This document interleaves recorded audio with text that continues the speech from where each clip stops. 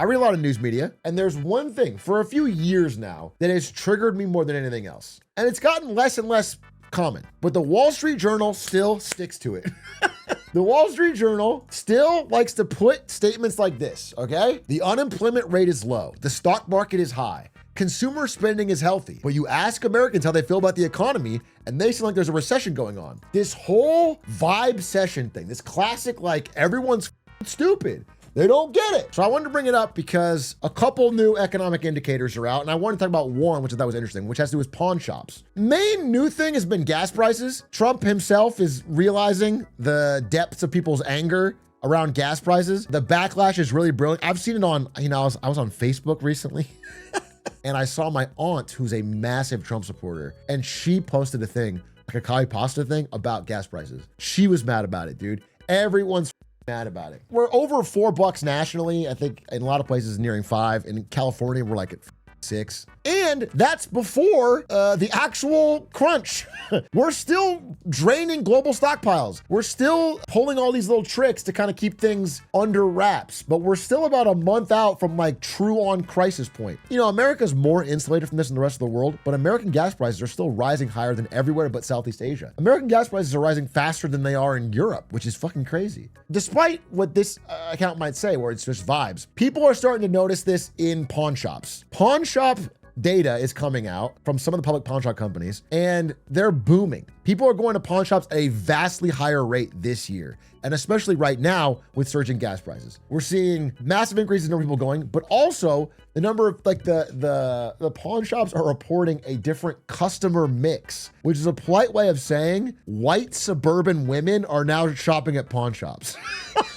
Which is a sign of something. We're seeing a sign of something. People are what they're doing also is there's a rise in pawn shop loans to get back the item you pawned, which means people are trying to juggle loaning something, get item, loan to get it back. They're trying to juggle liquidity to have money for like this week, next week.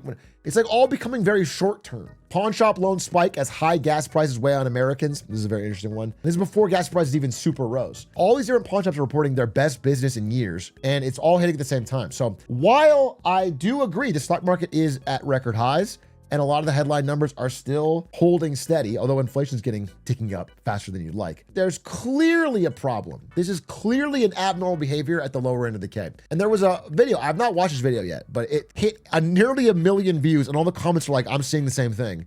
From just a local news station. Again, the rest of their stuff is, it's like 100 views. But this really hit. At the stock market, one of the earliest signs of a wobbly economy can be found inside a local pawn shop, where more people are trying to get their hands on some extra cash. We wanted to know, what's the state of the pawn economy right now? When we visited a shop in Stoughton, we found out things are changing. I mean, also with gold prices and silver prices being what they are, anyone who's got extra gold or silver jewelry and in need of quick cash is probably dumping that shit for whatever markup they can get. Like, this is the moment they could convert it into cash. Definitely seeing more suburban customers coming in than we have in the past. More women than men. Goldstein says rather than selling items outright, yeah, mostly my jewelry. many get loans on same items over and over again. 90% buy their items back again, and they're just bridging a gap. My customers basically are working and they have too much week left at the end of their paycheck, and then a bill comes up and they're like, oh man, what am I going to do about this? I appreciate, getting a few dollars when I need it. That's an interesting way to phrase it. Too much week left at the end of their paycheck. It's hitting in all the areas you'd expect it to hit, which is like defaults, which is in like need for short-term bridge loans, short-term loans, pawn shops, payday loans. All that stuff is people trying to fucking balance an unbalanceable equation as costs go up. They've built their lives around a certain level of cost. And since wages are not going up faster than costs, if things like gas prices eat into your bill, they have to find some other way to keep going. You can actually see when you look at what is happening. And it's just frustrating to like have the Wall Street Journal say it's a vibes thing. Like, these people are not like, oh, I read social media and I'm down, that's why I'm gonna go pawn my shit to pay my bills. That's not what they're doing. It is a math thing. Like, it's actually less money. It's not a vibes thing. It's not a feelings thing. We think about ourselves as a canary in the coal mine, so to speak. Most of my customers don't necessarily have a lot of money in the market. My customer isn't the guy walking into the Ritz-Carlton, he's the guy holding the door at the Ritz-Carlton. When that price of gas goes up and unemployment starts to tick up a little bit, my customers are hurting. Pawn shops have been a darling of Wall Street for about the last 18 months. Entrepreneurship professor Bruce McKinnon with LaSalle University says that uptick at pawn shops is one of a few changes they're tracking right now.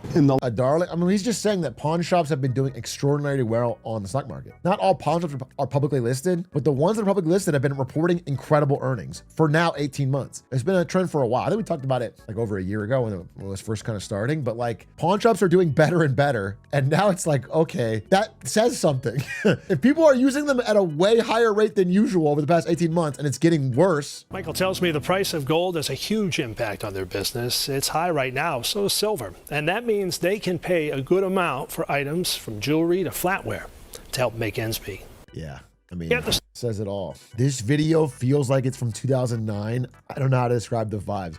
That's the vibes, dude. I don't think pawn shop transactions are as glamorous as the music in this video makes them out to be. It did have like a and yeah, I mean, this is the top comment, right? The stock market's down from reality. So I truly feel that because, again, we had Mag 7 earnings report 2 days ago. All of them did incredible. Even the ones that where the stock dropped, they all beat expectations. Literally one of the best months for tech stocks ever in the history of the stock market. And we're seeing it at the same time as people are increasing the amount of pawning they're doing. I think the only way to bridge the gap of this question, which is consumer spending is healthy, which is true. And people will say, even I've said this, like at the top end of the K, but it's not just that. It is debt. It has to be debt. People are still buying stuff, but they don't have the money. So the only way to bridge the gap is things like pawn shops, things like Klarna, things like credit cards, things like short-term bridge loans, things like nothing else makes sense. Nothing else tracks to explain why people are still able to spend and maintain their pace of life. But how sustainable is that? Aren't there ways to see the rise in debt? There are. Though I have talked about this, when I talked about it on Lemonade Stand, maybe I didn't talk about it here. So I'll give you a very brief primer, okay? This is a very brief primer on the Bill Moreland thesis. He's a guy that runs bank reg data. He's extremely knowledgeable about bank data. He works with literally Fortune 500 clients and bank CEOs. And his main thesis was this. This is Bank of America. BOA, Bank of America, defaults, okay? That's people not paying their loan. You can do auto or credit or whatever. Let's just say credit card, okay? Credit card defaults. Let's say 1%. 1% default rate in that month goes to 2, goes to 3, goes to 7, whatever. Default rates are rising, okay? The default rates of the banks were rising, and then recently they started falling. They started going down, like to 6 or 5, and they started flatlining. And what he was wondering is like, wow, default rates were spiking super fast and they just stopped. And what he found out was right around here, there was a rule change. The banks lobbied and got a rule changed on how defaults are counted, how they're accredited. And the rule change is this. Let's say somebody owes you $10,000 and their monthly payment is, I don't know, $695. If they can't make that payment, they're going to default. But what banks have figured out, they can go to you and they can do an extend and pretend, which is like, hey, they'll give you a break. All right, your payment this month is $200 and we add the difference onto the end of your loan. So you still have to pay it, but you get a lower payment now. If you do this, the extend and pretend, it doesn't count as a default. Now, this used to be tracked. They used to track this in the data, and this would count as something else. It would count as, I forget the term for it, but there's a way to see if they're doing this strategy. But because of the rule change, as long as the person makes the lower payment for 12 months, it gets removed from the record, even if they're still doing it. So if the person has a lower payment and they pay that for 1 calendar year, even if they're still doing it, it no longer counts. On the books, it looks like they're paying the full amount, which is insane because they're definitely not going back to paying the full amount. Non-performing loans, that's what it is. It's NPL, yes. That's how it used to be counted. But the rule has changed. And so that's why you see default rates flattening out. But it's not because there's less defaults. If they were counted normally, they would be spiking. But they're all just doing extend and pretend. So if you go deep, if you find somebody who has like a ton of buy now, pay later debt, or somebody with a bunch of credit card debt, or somebody who like has a lease at a mall, like let's say you have a store in a mall and you can't pay your bill, everyone everywhere is giving people breaks. They're giving them like cheesy ways to avoid their payment now, but add it to the end. Now, on paper, you still have, like if you're a company, right? And I loaned you $10,000 and you can't make your payment, so I make it lower, but add the rest on the end. I can still report that I'm about to make this amount of money. Even though it's looking less and less likely the guy will ever be able to pay me back. So everyone is kind of floating these weird tricks to make things look okay until the economy either gets better or people fully default. And everyone's just hoping that it gets better and everyone can pay it all back. But like, this is what's happening. Like this, and you know, I don't have the data in front of me this time that I had when I made the presentation on Lemonade Stand, but Bill Moreland showed me the performance of like the 1 year performance of a non-performing loan. So like, what happens 1 year later after you give somebody a lower payment? And what you find is that the default rate was like 50% eventually. They eventually fail. Like, this is like in 2008, 2009. It's not like it works. If somebody needs that much help, they eventually can't pay it. Yeah, I mean, I think this is what we're looking at. I think we're looking at a real extended pretend moment. Everyone is in this mindset of cheat however I can with the numbers in order to wait for things to get better. They're just finding ways to not look like things are going under. Like, private equity is doing the same thing. I do think pawn shops rising. It all ties into like this collectible frenzy, GameStop buying eBay, this general sense of people searching for a way to make quick cash. I think flipping Pokemon cards has become a lot of people's desperation attempt to make quick cash. I'm not saying nobody's made money in it. I'm saying a lot of people are trying to do it, and most of them will not make money in it. I work at a bank and I'm watching in slow motion the regulatory requirements to protect against extreme events like 2008 be eroded. Our loans business increased dramatically over the last 5 months. Yeah, 100%. I got many people who are working at banks reaching out. The rules are changing. I mean, I think they just, the Fed rolled back bank capital rules. These were rules that had been put in place in 2008 that required banks to have a certain amount of tier 1 safe capital for how much they loan out to prevent, risky situations.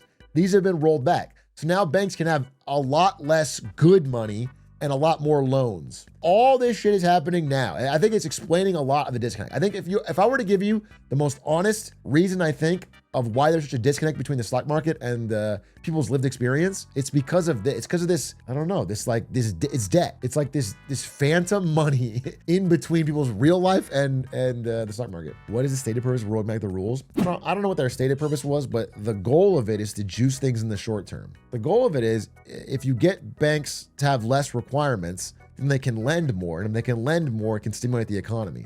But it adds risk. This is exactly what's happening. There are tons and tons of people flooding into Pokemon with no thought of what they're buying. The Pokemon investing subreddit is just saying, do you think this will 10x in 5 years? Yeah.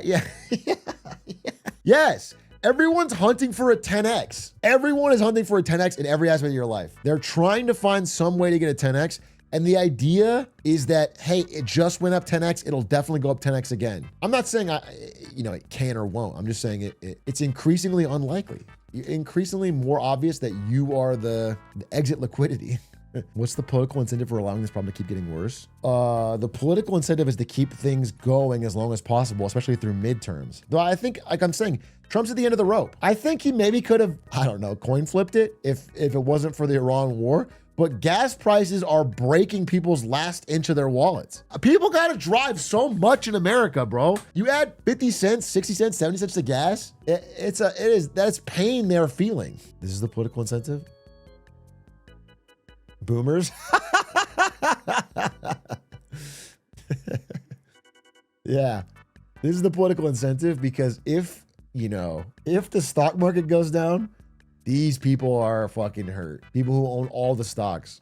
Boomers, bro. 401ks. How are you predicting food prices to spike when the oil prices? I don't want to predict hardcore numbers on food and oil prices. I would say that there's so much attempt to reroute things around the Strait of Hormuz. The market of the global economy is trying to solve this problem. I don't know exactly what will happen, but it does seem in the short term like farmers are going bankrupt at a higher rate in America. Fertilizer prices have skyrocketed. Shipping costs are higher. Like, I just think it's seeming like we're gonna have increased prices on everything, even after this war ends, but especially while it's still going.